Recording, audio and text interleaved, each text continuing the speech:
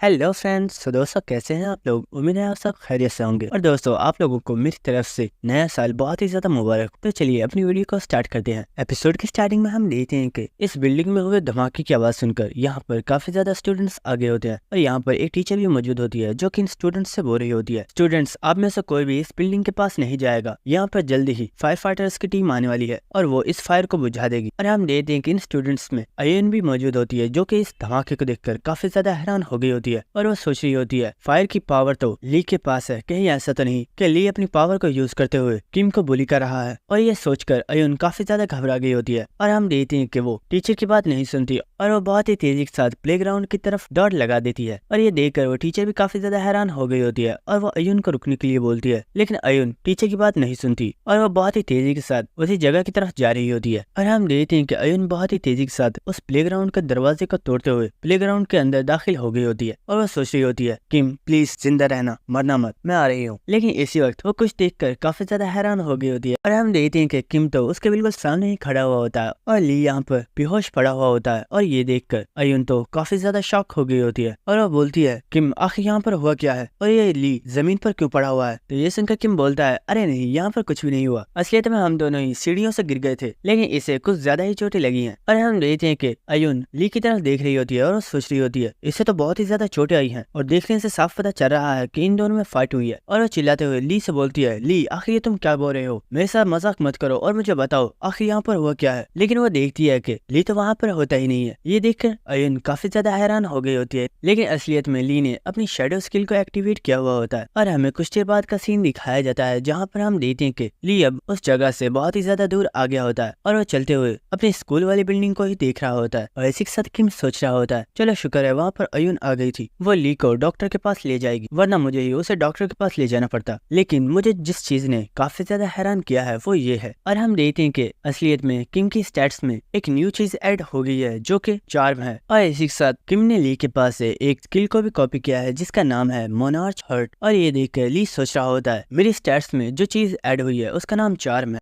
लेकिन इस तरह की स्किल्स तो बड़े सेलिब्रिटीज या फिर सिंगर्स के पास होनी चाहिए ताकि वो लोग और भी ज्यादा अट्रैक्टिव लग सकें। लेकिन इसी के साथ किम सोच रहा होता है, मुझे तो लगा था मुझे ली के पास से कोई फायर वाली स्किल मिलने वाली है, लेकिन लगता है कि ये स्किल भी बहुत ही ज्यादा पावरफुल है। और हमें इस स्किल के बारे में बताया जाता है कि ये एक ऐसी स्किल है जिसके जरिए किम अपनी पार्टी मेंबर्स के पावर को बूस्ट कर सकता है। और ये देखकर किम काफी ज्यादा खुश हो रहा होता है और वो सोच रहा होता है, लगता है मेरे हाथ में जैकपॉट लग गया। और हम देखते हैं कि किम अभी इन चीजों के बारे में सोच रहा होता है, लेकिन उसी वक्त किम के पास काफी ज्यादा गाड़ियां आकर रुकती हैं जिन्हें देखकर किम भी काफी ज्यादा हैरान हो गया होता है। और इसी वक्त इन कार में से काफी ज्यादा लोग निकल कर बाहर आते हैं और इनमें इनका बॉस भी होता है जो कि असलियत में डिप्टी मैनेजर है। और इस पर्सन को यहाँ पर देखकर किम काफी ज्यादा हैरान हो गया होता है और वह सोच रहा होता है, आखिर ये पर्सन यहाँ पर क्या कर रहा है? लेकिन इसी वक्त हम उस डिप्टी मैनेजर को देखते हैं जिसकी बॉडी में से काफी ज्यादा पावरफुल ऑरा निकल रहा होता है और वो किम से बोलता है, लड़के मैं तुमसे ये जानना चाहता हूँ आखिर तुमने ग्राउंड में क्या किया था? जिसके बाद हमें ताइहान गिल्ड का सीन दिखाया जाता है। और इसी के साथ हम किसी पर्सन को देखते हैं जो कि बोल रहा होता है, ओ तो तुम्हारा कहने का मतलब है उसने मेरे लड़के को पीटा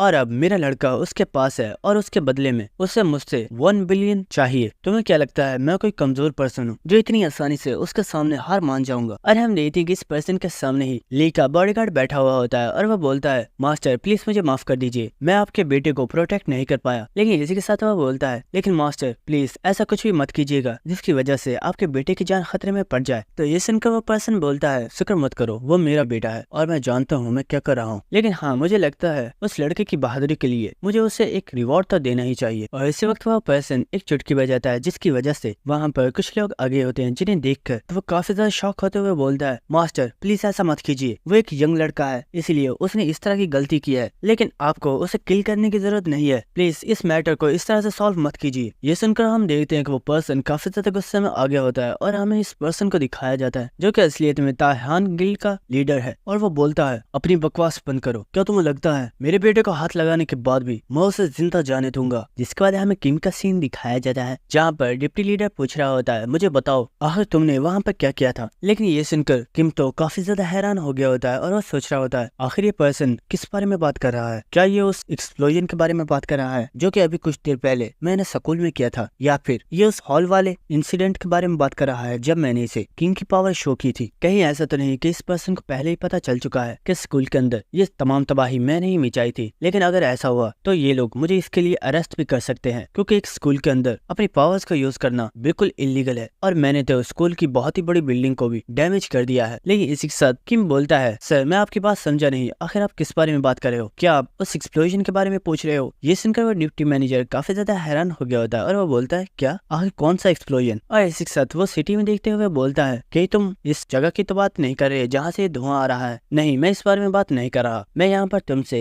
ये जानने आया हूँ कि आखिर तुमने उस वक्त स्कूल के हाल में क्या किया था। शायद इस बारे में तुम्हें भी पता है। मैं लोगों की पावर को ही देखने के लिए आया था और जब तुम वहाँ से वापस जा रहे थे तो तुमने मुझे अपनी पावर शो की थी और इसीलिए मैं यहाँ पर आया हूँ। तो ये सुनकर किम मुस्कुरा रहा होता है और वो बोलता है, क्या इस बारे में तुम्हें सच में नहीं पता कि आखिर वहाँ पर क्या हुआ था? ये सुनकर वो मैनेजर बोलता है, हाँ, इसलिए मैं स्पेशल यहाँ पर आया हूँ और मैं जानना चाहता हूँ कि आखिर तुमने वहाँ पर क्या किया था। तो ये सुनकर किम बोलता है, लेकिन मुझे तो ऐसा बिल्कुल नहीं लगता और मुझे तो लग रहा है कि तुम यहाँ पर मुझे प्ले ट्राई आउट्स के लिए इन्विटेशन देने आए हो। ये सुनकर वो डिप्टी मैनेजर काफी ज्यादा हैरान होते हुए बोलता है, क्या सच में तुम्हें ऐसा लगता है? आखिर तुम्हारे पास ऐसी कौन सी क्वालिफिकेशन है जिसकी बिना पर तुम ये बोल रहे हो कि मैं तुम्हें यहाँ पर प्ले ट्राई आउट्स के लिए इन्विटेशन देने आया हूँ? और दोस्तों मैं आप लोगों को बताता चलूं, इस सीरीज के अंदर हंटर एग्जामिनेशन के टेस्ट को प्ले ट्राई आउट्स कहते हैं, लेकिन इनका ये टेस्ट काफी ज्यादा डिफरेंट होता है, क्योंकि इस टेस्ट को सिर्फ वही लोग दे सकते हैं जिनकी एज 15 से अबव होती है और इसी के साथ उनके पास स्पेशल क्वालिफिकेशंस होनी चाहिए,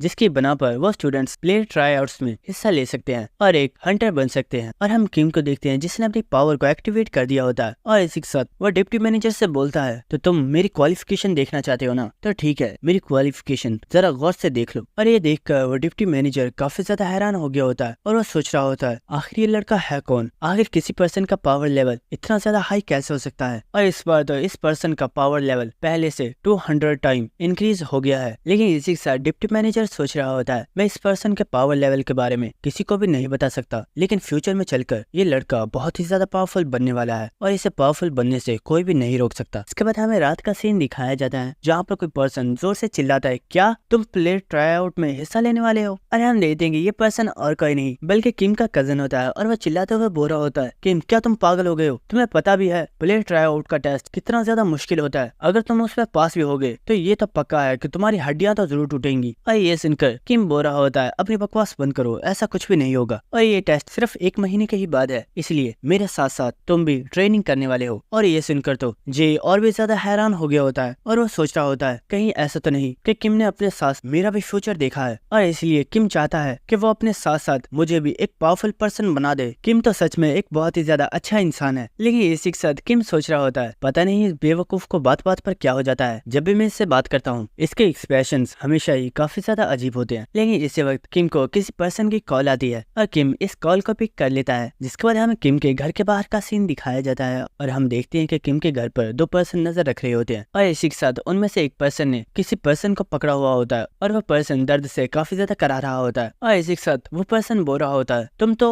प्लेयर एसोसिएशन का मेंबर हो, लेकिन आखिर तुम्हारे जैसा एक पर्सन एक मामूली से लड़के को प्रोटेक्ट क्यों कर रहा है? कहीं ऐसा तो नहीं कि उस लड़के का ताल्लुक प्लेयर एसोसिएशन से भी है? लेकिन ये सुनकर वो पर्सन कुछ भी नहीं बोल रहा होता। लेकिन इसी के साथ उसके पास बैठा हुआ उसका छोटा भाई बोलता है, भाई मुझे लगता है ये लड़का कोई नॉर्मल पर्सन नहीं है, आगे किसी आम पर्सन को प्लेयर एसोसिएशन के मेंबर्स प्रोटेक्ट क्यों करेंगे? तो ये सुनकर उसका भाई बोलता है, तो क्या हुआ अगर इस लड़के को कोई पर्सन प्रोटेक्ट भी कर रहा है? हमारे इससे कोई भी ताल्लुक नहीं है, हमारा मिशन सिर्फ इतना है कि हमें इस लड़के को मारना है। कहीं ऐसा तो नहीं कि तुम घबरा गए हो? और इसी के साथ हमें इन लोगों के बारे में बताया जाता है जो कि असलियत में ए रैंक किलर्स हैं और इन दोनों का नाम ब्लैक एंड व्हाइट ब्रदर्स है। लेकिन ये सुनकर उसका छोटा भाई बोलता है, क्या घबरा जाऊंगा और वो भी मैं? कभी नहीं, चलो चलकर उस लड़के को मार डालते हैं और साथ ही उसकी फैमिली को भी खत्म कर देंगे, जिसकी वजह से हमारा कोई भी सबूत नहीं बचेगा। लेकिन इसी वक्त उसे किसी पर्सन की काफी ज्यादा चिल्लाने की आवाज आती है और वो कुछ देखकर काफी ज्यादा शॉक हो गया होता है और हम देखते हैं कि असलियत में वहाँ पर कोई पर्सन आ गया होता है जिसने व्हाइट ब्रदर को पकड़ लिया होता है और वो उसे बहुत ही ज्यादा पंचेस मारा होता है, जिसकी वजह से वो काफी ज्यादा चिल्ला रहा होता है। और ये देखकर उस ब्लैक ब्रदर को काफी ज्यादा गुस्सा आ गया होता है और वो बोलता है, कमीने कहीं के, आखिर तुम हो कौन? तुम्हारी हिम्मत कैसे हुई हमारे ऊपर अटैक करने की? तो हम देखते हैं कि ये सुनकर उस पर्सन ने व्हाइट ब्रदर को छोड़ दिया होता है और हम देखते हैं कि वो पर्सन बहुत ही तेजी के साथ आकर ब्लैक ब्रदर के मुंह पर एक बहुत ही जोरदार किक मारता है और इसी के साथ हम इस पर्सन को देखते हैं जो कि और कोई नहीं बल्कि हमारा हीरो होता है। और इसी के साथ हमें कुछ घंटे पहले का सीन दिखाया जाता है जहाँ पर ली का बॉडीगार्ड किम से बोल रहा होता है, मजाक मत करो, क्या तुम्हें सच में लगता है अगर मैं अपने मास्टर से जाकर 1 बिलियन की बात करूंगा तो वो इसके लिए मान जाएंगे? तो किम बोलता है ये सब बातें मैं नहीं जानता, लेकिन मुझे डाउट है कि कहीं तुम हमारे प्रॉमिस को ब्रेक ना कर दो, इसलिए मैं तुम्हारे साथ कुछ और भी करना चाहता हूँ। और इसी के साथ हम देखते हैं कि ली ने अपने हाथ में अपने मैजिक के जरिए एक सील को क्रिएट कर लिया होता है और हमें इस सील के बारे में बताया जाता है ये एक ऐसी सील है जिसे हंटर के दिल के ऊपर लगाया जाता है और अगर वो हंटर अपने प्रॉमिस की कंडीशंस को ब्रेक कर देता है उसकी वहीं पर डेथ हो जाती है। और इस सील को देखकर वो पर्सन काफी ज्यादा हैरान हो गया होता है। और इसी के साथ हमें पता चलता है कि किम को जिस पर्सन की कॉल आई थी वो और कोई नहीं बल्कि यही बॉडीगार्ड था जिसने पहले ही किम को इन दोनों किलर्स के बारे में बता दिया था। जिसके बाद हमें प्रेजेंट सीन दिखाया जाता है जहाँ पर वो ब्लैक ब्रदर किम के ऊपर अटैक कर रहा होता है, लेकिन किम इन अटैक्स को बहुत ही आसानी से डॉज कर रहा होता है। और इसी वक्त किम उस पर्सन के ऊपर एक बहुत ही ज्यादा फास्ट अटैक करता है, लेकिन वो पर्सन वहाँ से गायब हो गया होता है और हम देखते हैं कि वो किम के बिल्कुल ऊपर होता है और वो किम के ऊपर एक बहुत ही ज्यादा पावरफुल अटैक करता है। लेकिन इससे पहले कि किम को ये अटैक लगता किम भी वहाँ से गायब हो गया होता है और ये देखकर वो किलर काफी ज्यादा शॉक हो गया होता है और वो सोच रहा होता है आखिर ये पर्सन अचानक से कहाँ गायब हो गया। लेकिन हम देखते हैं कि किम तो उस पर्सन के बिल्कुल पीछे ही खड़ा होता है और इसी के साथ उसने अपनी स्किल प्रीडेशन को एक्टिवेट कर दिया होता है। और इसी के साथ किम काफी ज्यादा डेविल लुक देते हुए बोलता है तुम लोगों के साथ प्ले टाइम अब खत्म हो चुका है और इसीलिए अब हम रियल फाइट को स्टार्ट करने वाले हैं। जिसके बाद हमें नेक्स्ट सीन दिखाया जाता है और हम एक काफी ज्यादा लग्जरी गाड़ी को देखते हैं के अंदर अयुन की बहन बैठी हुई होती है जो कि असलियत में एक गिल्ड मास्टर भी है। और इसी के साथ वो लेडी किसी पर्सन से अपने मोबाइल पर बात कर रही होती है और इसी के साथ वो लेडी बोलती है हमने कंट्री के तमाम बड़े स्कूल्स में पावरफुल स्टूडेंट्स को चूज कर लिया है और उन सभी लोगों को प्लेयर ट्राई आउट्स के लिए इन्विटेशन दे दिया गया है और एक खास लड़का है जिसके बारे में मुझे लगता है कि वो काफी ज्यादा पावरफुल है और उसका नाम है युनबॉक जो कि असलियत में बुसान का एक एस रैंकर है। और हम देखते हैं जिस पर्सन से ये लेडी बात कर रही होती है वो और कोई नहीं बल्कि प्लेयर एसोसिएशन का चेयरमैन होता है और वो बोल रहा होता है वैसे मुझे लगता है कि तुम युनबॉक की कुछ ज्यादा ही तारीफ कर रही हो, लेकिन उससे भी ज्यादा टैलेंटेड कोई पर्सन है जो कि मुझे काफी ज्यादा पसंद आया और क्या तुम जानना चाहती हो वो कौन है? वो तुम्हारी बहन है जिसके बारे में मुझे खुद डिप्टी मैनेजर ने बताया है। तो ये सुनकर वो लेडी बोलती है भले ही वो मेरी बहन है लेकिन वो कितनी ज्यादा पावरफुल है ये साबित करने के लिए प्लेयर ट्राई आउट्स के टेस्ट को पास करना ही होगा। ये सुनकर वो चेयरमैन बोल रहा होता है तुम तो हमेशा की तरह ही काफी ज्यादा क्रूअल हो। लेकिन इसी के साथ वो चेयरमैन बोलता है और हाँ मैं तुम्हें एक और चीज तो बताना भूल ही गया, क्या तुम जानती हो डिप्टी मैनेजर आजकल काफी ज्यादा अजीब बिहेव कर रहा है और मुझे लगता है कि उसे कोई पावरफुल स्टूडेंट मिला है जो कि शायद काफी ज्यादा पावरफुल है और ये जानने के लिए तो मैं भी काफी ज्यादा एक्साइटेड हूँ, लेकिन मैंने अभी इस बारे में हमारे डिप्टी मैनेजर से कोई भी बात नहीं की है। तो ये सुनकर वो लेडी बोल रही होती है अगर वाकई ऐसा है तो मैं भी उस स्टूडेंट से मिलना चाहूंगी कि आखिर वो है कौन जिसने खुद डिप्टी मैनेजर के ध्यान को अपनी तरफ खींच लिया है। और इसी के साथ हमें किम का सीन दिखाया जाता है जहाँ पर हम देखते हैं कि किम ने इन दोनों किलर्स की बैंड बजा दी होती है। लेकिन इसी के साथ किम काफी ज्यादा परेशान होता है और वो सोच रहा होता है आखिर हुआ क्या है, मुझे इस बारे में तो पहले पता ही नहीं था। और हमें पता चलता है कि असलियत में किम की काफी ज्यादा स्किल्स को कॉपी करने की वजह से प्रीडेशन ओवरलोड हो गई है जिसकी वजह से वो काम नहीं कर रही है। और हमें कुछ देर बाद का सीन दिखाया जाता है जहाँ पर हम देखते हैं कि यहाँ पर अब प्लेयर एसोसिएशन के लोग आगे होते हैं और इसी के साथ वो लोग बोल रहे होते हैं आखिर इन किलर्स की हिम्मत कैसे हुई कि ये लोग एक हाई स्कूलर के ऊपर अटैक कर सकते हैं। सच में आजकल इन विलन्स की हिम्मत बहुत ही ज्यादा बढ़ गई है। और हम देखते हैं कि यहाँ पर डिप्टी मैनेजर भी मौजूद होता है जिसके बाद डिप्टी मैनेजर किम से बोलता है किम आखिर यहाँ पर हुआ क्या है और इन दोनों किलर्स ने आखिर तुम्हारे ऊपर ही अटैक क्यों किया जबकि तुम तो सिर्फ एक हाई स्कूलर हो। तो ये सुनकर किम बोलता है मुझे इस बारे में नहीं पता। तो ये सुनकर वो डिप्टी मैनेजर सोच रहा होता है मुझे इस बारे में इन लोगों से इन्वेस्टिगेशन करनी होगी। लेकिन इसी के साथ किम सोच रहा होता है मैं इस पर्सन को सच नहीं बता सकता क्योंकि हो सकता है कि अगर मैंने इसे सही बात बता दी तो कहीं ये मेरे प्लेयर ट्राई आउट्स के इन्विटेशन को ही कैंसिल ना कर दे। लेकिन इस वक्त मेरे लिए जो सबसे ज्यादा बड़ी प्रॉब्लम है वो ये है कि आखिर मेरी स्किल प्रीडेशन काम क्यों नहीं कर रही। जिसके बाद हमें नेक्स्ट सीन दिखाया जाता है जहाँ पर किम चलते हुए सोच रहा होता है आखिर हुआ क्या है, कहीं ऐसा तो नहीं कि प्रीडेशन इस वजह से ओवरलोड हुई है क्योंकि मैं अभी इतना ज्यादा पावरफुल नहीं हूँ। और इसी के साथ किम सोच रहा होता है मैंने प्रीडेशन को यूज करते हुए अभी तक 4 स्किल्स को कॉपी किया है जो कि काफी ज्यादा पावरफुल है और शायद ऐसा हो सकता है कि बार बार पावरफुल स्किल्स को कॉपी करने की वजह से प्रीडेशन ओवरलोड हो गई है। अगर जो मैं सोच रहा हूँ बिल्कुल यही बात है तो इसका साफ मतलब यही है कि मुझे जल्द से जल्द अपने आप को और भी ज्यादा स्ट्रॉन्ग बनाना होगा और तभी जाकर मैं प्रीडेशन को दोबारा से एक्टिवेट कर पाऊंगा। जिसके बाद हमें नेक्स्ट डे का सीन दिखाया जाता है और हम एक बिल्डिंग को देखते हैं जिसका नाम ब्लैक हेड है और ये असलियत में एक जिम है। और इसी के साथ हम वहाँ पर एक लड़की को देखते हैं जो कि यहाँ पर आने वाले लोगों का वेलकम कर रही होती है, जो कि बोल रही होती है, सर आप लोगों का वेलकम है, क्या मुझे बता सकते हैं कि मैं आपकी क्या हेल्प कर सकती हूँ। और हम देखते हैं कि इसके सामने किम और जे खड़े होते हैं और जे बोल रहा होता है, किम क्या तुम सच में श्योर हो, क्या तुम वाकई में प्ले ट्रायआउट्स के टेस्ट को देने वाले हो? मैं सच बता रहा हूँ वो टेस्ट बहुत ही ज्यादा मुश्किल होता है और मैंने तो सुना है कि किसी वीक पर्सन के लिए प्ले ट्रायआउट के टेस्ट को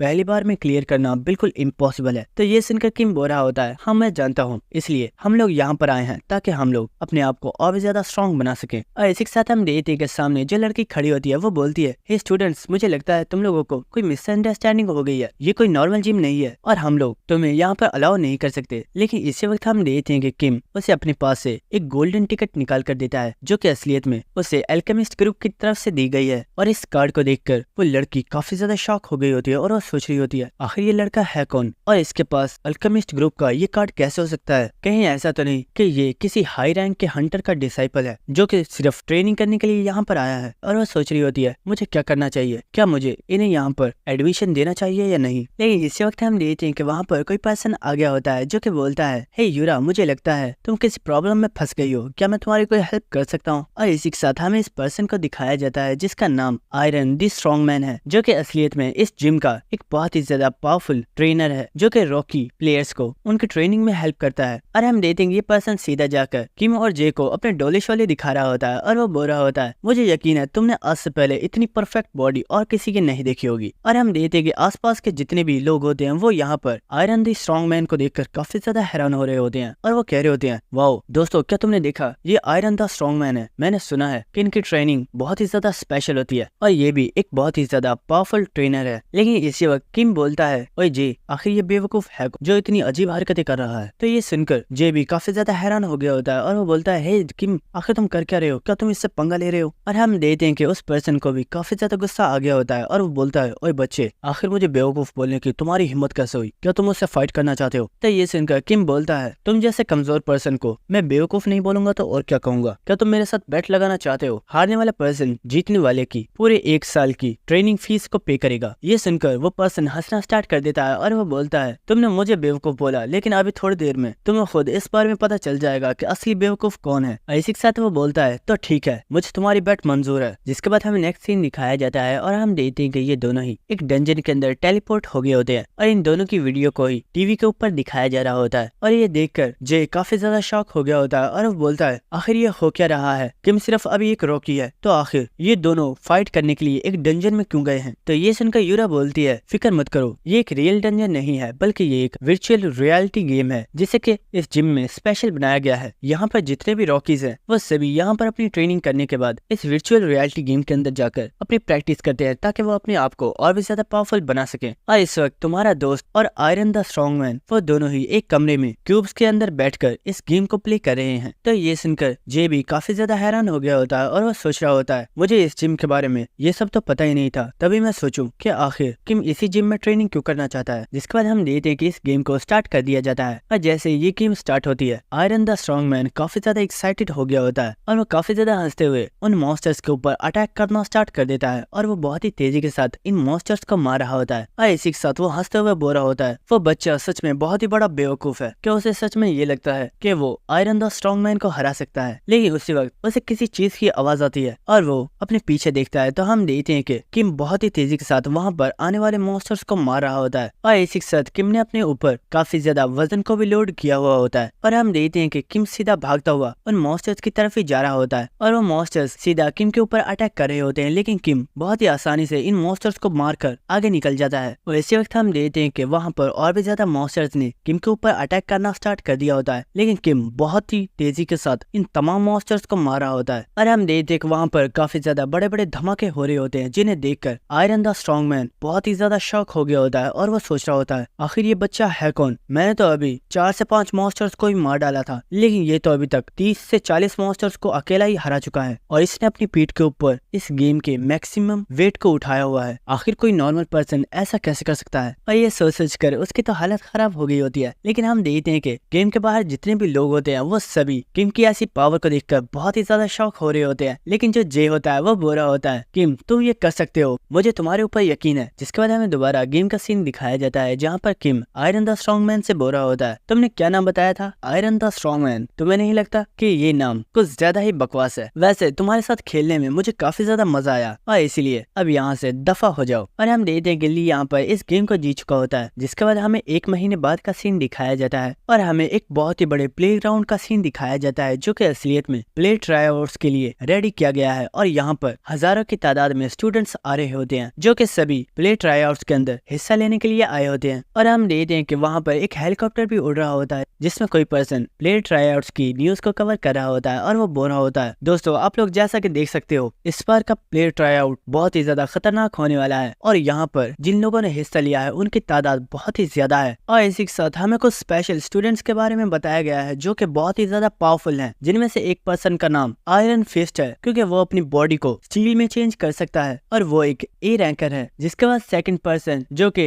एक ए रैंकर है और इसका नाम डेविड है और इसी के साथ डेविड नेचर की पावर को यूज कर सकता है। और इनके बाद जो थर्ड पर्सन है वो काफी ज्यादा स्पेशल है क्योंकि उसके पास लाइटनिंग की पावर है और उसका नाम है युनबुक और युनबुक एक एस रैंक प्लेयर है। और सबसे लास्ट में जो पर्सन है वो बहुत ही ज्यादा स्पेशल है क्योंकि वो खुद एक गिल्ड मास्टर की छोटी बहन है और उसका नाम है अयुन और वो भी एक एस रैंकर है। जिसके बाद हमें नेक्स्ट सीन दिखाया जाता है और हम देखते हैं कि जितने भी स्टूडेंट्स मौजूद होते हैं वो सभी प्ले ट्रायआउट के टेस्ट के लिए बिल्डिंग के अंदर जा रहे होते हैं। लेकिन इसी के साथ वहाँ पर हम एक लड़की को देखते हैं जिसे काफी ज्यादा सांस चढ़ गई होती है क्योंकि वो काफी ज्यादा दूर से यहाँ पर दौड़ कर आई होती है और वो सोच रही होती है नहीं ऐसा नहीं होना चाहिए था, मुझे लगता है मैं किसी भी पर्सन का इंटरव्यू नहीं ले पाऊंगी, अगर ऐसा ही रहा तो मेरे बॉस आज मुझे मेरी जॉब से निकाल देंगे। और हमें इस लड़की के बारे में बताया जाता है जो कि असलियत में एक न्यूज रिपोर्टर है और इसका नाम गिगी है और ये यहाँ पर प्ले ट्रायआउट्स में हिस्सा लेने वाले स्टूडेंट्स का इंटरव्यू लेने के लिए आई थी, लेकिन ये काफी ज्यादा लेट हो गई है जिसकी वजह से इसे यहाँ पर दौड़ कर आना पड़ा।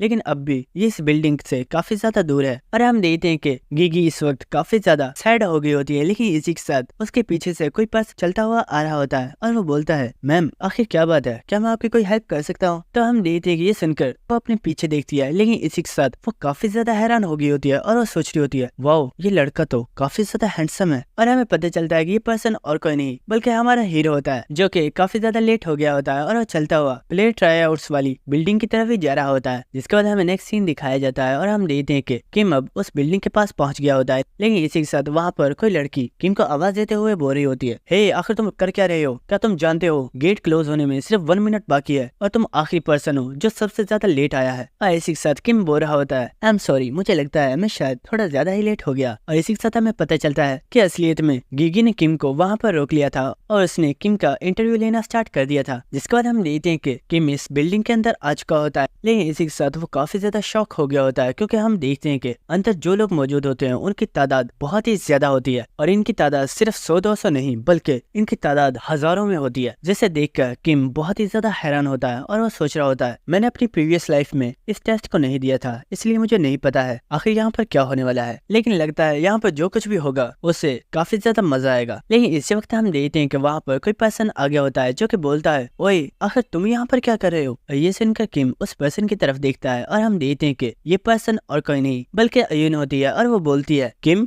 आखिर तुम यहाँ पर क्या कर रहे हो और तुम अचानक से इतने ज्यादा लंबे कैसे हो गए? तो ये सुनकर किम बोलता है अरे कुछ नहीं, मैंने बस कुछ ट्रेनिंग स्टार्ट कर दी थी। तो ये सुनकर अयुन काफी ज्यादा हैरान होती है और वो बोलती है लेकिन फिर भी हम लास्ट टाइम 1 मंथ पहले मिले थे और जब तुम्हारी हाइट बिल्कुल मेरे जितनी थी तो आखिर तुम एक ही मंथ में इतने ज्यादा ग्रो कैसे कर गए? लेकिन इसी के साथ अयुन बोलती है और हाँ मुझे एक और बात बताओ, आखिर उस दिन हुआ क्या था? क्या ली और तुम्हारे दरमियान में फाइट हुई थी?